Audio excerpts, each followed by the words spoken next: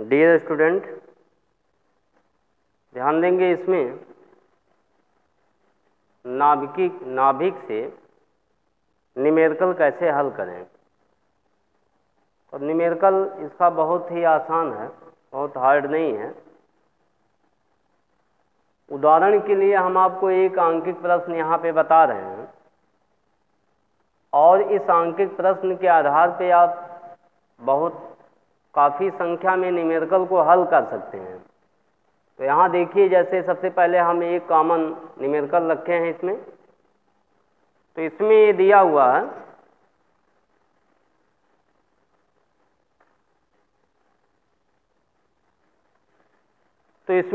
है हाइड्रोजन परमाणु। तो हाइड्रोजन परमाणु En इक्वल टू, जैसे इसका डेरिवेशन भी बताया गया था, En equal to -13.6/n² electron volt में ऊर्जा होती है। प्रत्येक सेल की जो ऊर्जा होती है वो En के फॉर्म में आपको एक डेरिवेशन बताया गया था। वही डेरिवेशन यहाँ पे दिया रहेगा प्रश्न में भी आपके। तो En equal to -13.6/n² electron volt. अगर ये एग्जाम में दिया है तो ठीक है, नहीं तो इसको आप याद रखेंगे। यहाँ बहरहाल प्रश्न में दिया है, ये कई सन में आया हुआ प्रश्न है। तो यहाँ हाइड्रोजन परमाणु के लिए En का मान दिया है कॉमन, यानी En का मान 1 2 3 4 5 6 7 8 जो भी हो सकता है। यहाँ पूछ रहा है दूसरे सेल से जब इलेक्ट्रॉन पहले सेल में आता है तो उसमें ऊर्जा ज्ञात कीजिए, दोनों का ऊर्जा का डिफरेंस क्या है। तो E2 से जब संक्रमण E1 में होता है, यानी पहले सेल से जब इलेक्ट्रॉन दूसरे में गया और दूसरे से जब पहले में आ रहा है, तो उसके संक्रमण में कितनी ऊर्जा इसको मिली, वो ऊर्जा का अंतराल ज्ञात करना है। तो E2 - E1 इसका फार्मूला हो जाएगा। लैम्डा का मान ज्ञात करना है। तो जब संक्रमण हो रहा है E2 में से जब E1 में इलेक्ट्रॉन आ रहा है तो उसकी वेवलेंथ क्या होगी, वो वेवलेंथ ज्ञात करना है। और किस श्रेणी में पड़ रहा है ये भी आपको ज्ञात करना है। बहरहाल यहाँ पूछा नहीं है, लेकिन हम बताएंगे किस श्रेणी में भी पड़ता है। आयनित ऊर्जा, तो आयनित ऊर्जा के लिए आपको क्या फार्मूला लगाना है। आयनित ऊर्जा माने इलेक्ट्रॉन जो है निकल कर अनंत पर चला जाए। तो अनंत पे जाने के लिए E अनंत -E1 लिखेंगे।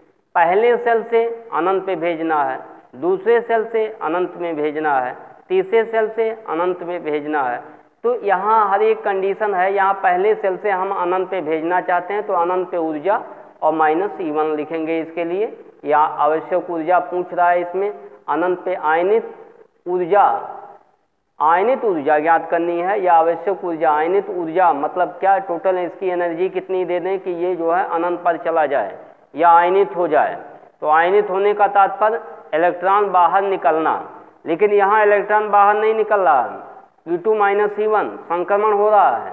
अब जैसे देखिए यहाँ पर, तो पहले पॉइंट में E2 - E1 और यहाँ पर ये फार्मूला जब लिखेंगे E2 - E1 तो यहाँ माइनस होगा और यहाँ माइनस प्लस हो जाएगा और यहाँ 2 रखेंगे, यहाँ 1 रखेंगे और इसको जब हम सॉल्व करेंगे 10.2 इलेक्ट्रॉन वोल्ट होगा।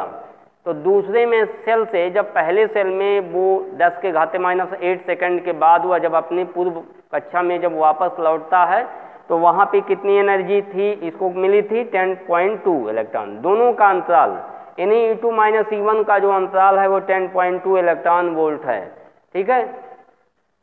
अब यहाँ पर इसकी वेवलेंथ क्या होगी, जब दूसरे सेल से पहले सेल में इलेक्ट्रॉन आ रहा था तो इसकी वेवलेंथ क्या होगी। तो वेवलेंथ के लिए हम आपको एक फार्मूला बताए थे, शॉर्ट फार्मूला।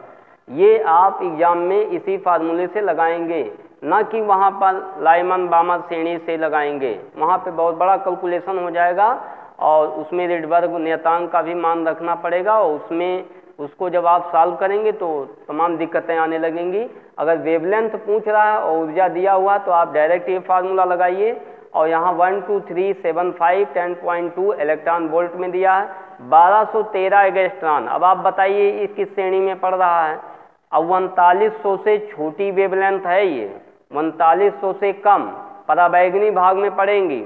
और पराबैंगनी भाग किस श्रेणी का सदस्य होता है, लाइमन श्रेणी का सदस्य होता है। ठीक है। तो ये वेवलेंथ किस श्रेणी का सदस्य है, लाइमन श्रेणी का सदस्य होगा।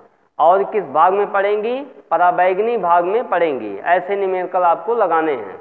और तो पहले वेवलेंथ याद करेंगे। वेवलेंथ का मान अगर 3900 से कम है तो आप पराबैंगनी भाग में कहेंगे 3900 से ज़्यादा है, 7800 से कम है तो उसको हम दृश्य भाग में रखेंगे, और 7800 से ज़्यादा है तो उसे हम अवरक्त भाग में रखते हैं। ठीक है, अब यहाँ आयनित ऊर्जा इसकी ज्ञात करनी है। आयनित माने इलेक्ट्रॉन निकल जाए, कहाँ चला जाए, अनंत पर। जैसे पृथ्वी के चारों ओर जो ग्रह होता है, जब वो ग्रह घूमता है और उसको हम कितनी ऊर्जा दे दें कि वो अनंत पे चला जाए, मतलब घूमना बंद कर दे, तो उसकी जो टोटल एनर्जी होती है वो माइनस में होती है, निगेटिव होती है। अब जैसे माइनस ऊर्जा है तो उसको उतने हम प्लस ऊर्जा दे दें तो उसकी नेट ऊर्जा शून्य हो जाएगी, और नेट ऊर्जा शून्य कहाँ होती है, अनंत पर। नेट ऊर्जा जो है शून्य माना जाता है, कहाँ पर, अनंत पर शून्य ऊर्जा मानी जाती है, तो वहाँ पर वो चला जाएगा अनंत पर। तो ऐसे यहाँ पे भी है E इनफाइनाइट माइनस E1, और यहाँ अनंत रखेंगे, अनंत का होल स्क्वायर और प्लस 13.6/1 स्क्वायर, तो 13.6 इलेक्ट्रॉन वोल्ट ऊर्जा अगर हम दे दें तो वो क्या हो जाएगा, आयनित अवस्था में हो जाएगा, वो इलेक्ट्रॉन निकल जाएगा। ओके, तो इस तरह से इसके न्यूमेरिकल हैं और आप सॉल्व कीजिए। Okay, thank you. नेक्स्ट अगले वीडियो में फिर आपको बताएंगे